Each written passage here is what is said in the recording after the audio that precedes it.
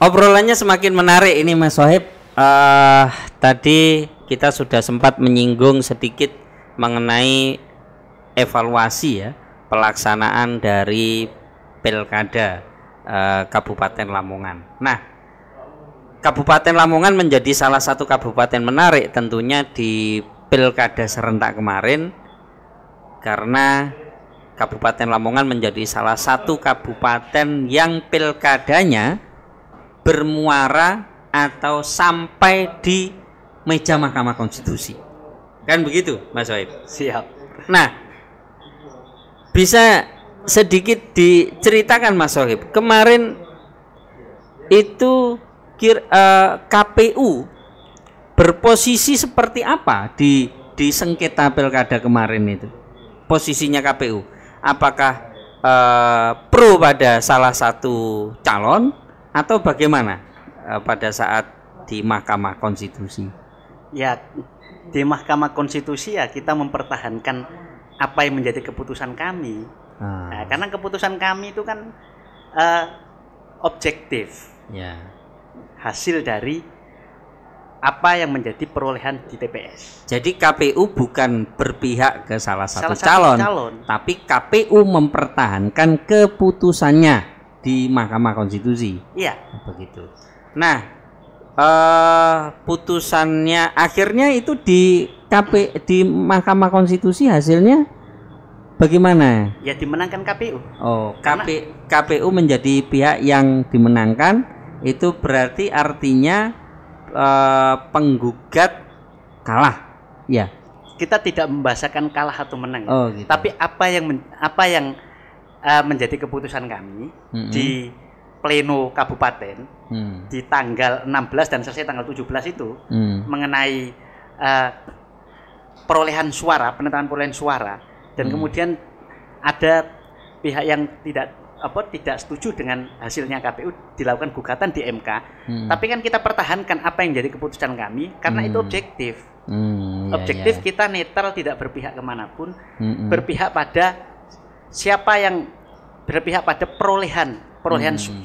Kalau perolehannya segini ya kita katakan segini, kalau perolehannya segini ya kita katakan segini, kalau segitu ya kita katakan segitu, kan begitu ya. Di pleno itu. Nah, itu artinya kalau semua pihak bisa menyaksikan si rekap tadi ya. Iya. Menyaksikan si rekap itu seharusnya kan bisa mengontrol ya. Iya. Semua perolehan suara dengan mudah. Iya. Siapa mendapatkan berapa dari titik mana saja, kan begitu Pak? Iya. Ya? Nah, itu keunggulan si rekap. Nah, seharusnya. Sehingga tapi kenapa kok kemudian masih ada yang sampai menggugat hasil yang diputuskan oleh KPU? Ya, itu kan biasa saja ya. Karena di aturan, di peraturan ya, di undang-undang, di peraturan kan diberikan kewenangan yang tidak setuju dengan keputusan KPU, ada ruangnya. Terhadap hasil keputusan KPU, hasil perolehan suara itu diberikan ruang untuk melakukan gugatan. Jadi sah-sah saja. Ketika melakukan gugatan, sah-sah saja. Kan begitu. Jadi itu yang menggugat sebetulnya itu juga sesuai dengan peraturan perundang-undangan gitu ya. Ada hak dia untuk melakukan gugatan. Nah, menarik ini. Jadi kira-kira dengan adanya gugatan kemarin itu apa ya, KPU-nya merasa takut atau was-was, ada nggak rasa begitu? Jangan-jangan nanti ini kalah di Mahkamah Konstitusi begitu Pak Sohib? Kalau KPU kita ya tidak ada rasa was-was atau rasa takut atau rasa apapun, karena kita benar kan begitu. Yang namanya benar kan nggak mungkin toh takut. Nggak mungkin was-was kan begitu. Karena kita kan berpijak pada kebenaran, tidak berpihak pada siapapun kan. Kan begitu. Kan itu logikanya. Baik.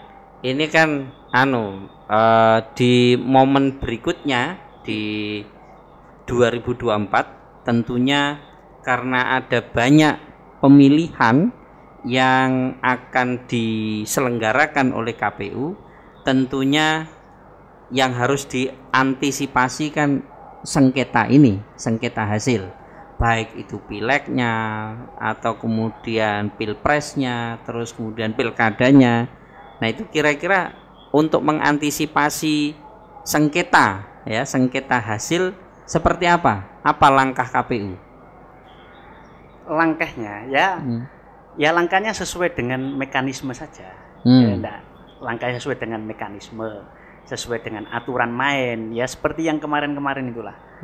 Seperti yang kemarin-kemarin, ya minimal karena kerja-kerja KPU ini kan kerja teknis dan administratif.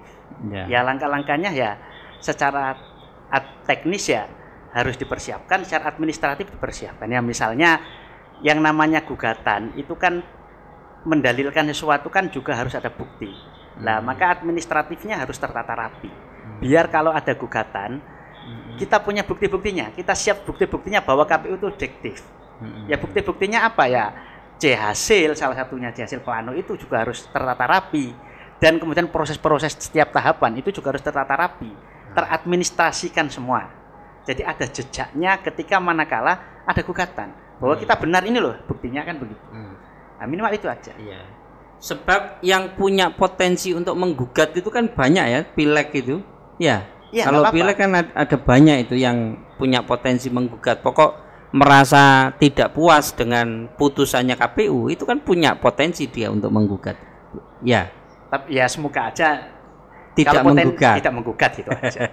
Tapi ya kalau potensial ya boleh-boleh aja. Kalaupun ada yang menggugat, KPU kan juga siap menghadapi. Ya, gitu, siap kan? menghadapi. Ya. Makanya kan tadi kerja teknis dan kerja administratif semua harus teradministrasikan. Biar nanti kalau ada gugatan, lah ini loh datanya, kan begitu. Kan begitu. Itu yang paling penting. Nah, tapi kalau untuk pileg itu ya, untuk pileg baik DPRD, kabupaten, provinsi, terus DPR RI itu juga bisa ya menggugat KPU kabupaten atau sesuai dengan tingkatannya? Tingkatannya lah kalau di MK. Iya. Nah, tapi biasanya kalau untuk kabupaten ya pasti KPU kabupaten. Kalau di pengalaman kemarin ada juga itu gugatan ke KPU kalau pileg. Kalau kemarin 2019, alhamdulillah tidak ada di MK kemarin. Oh tidak ada ya. Tidak ada. Berarti semuanya cukup puas dengan apa yang sudah diputuskan. Iya.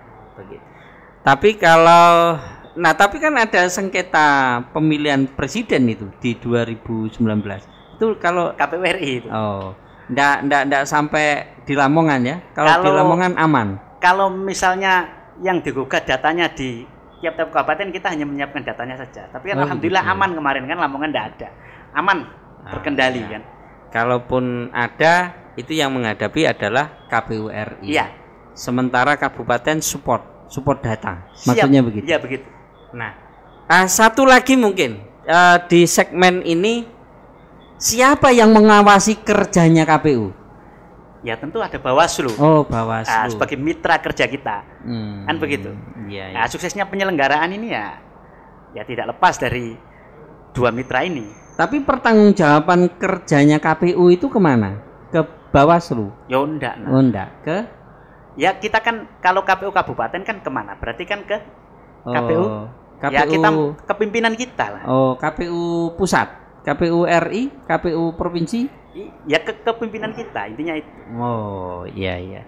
Nah ini satu hal yang barangkali perlu diketahui oleh publik ya, jadi oleh masyarakat, khususnya masyarakat Lamongan, bahwa kerja KPU itu sebetulnya kerja yang tidak ringan.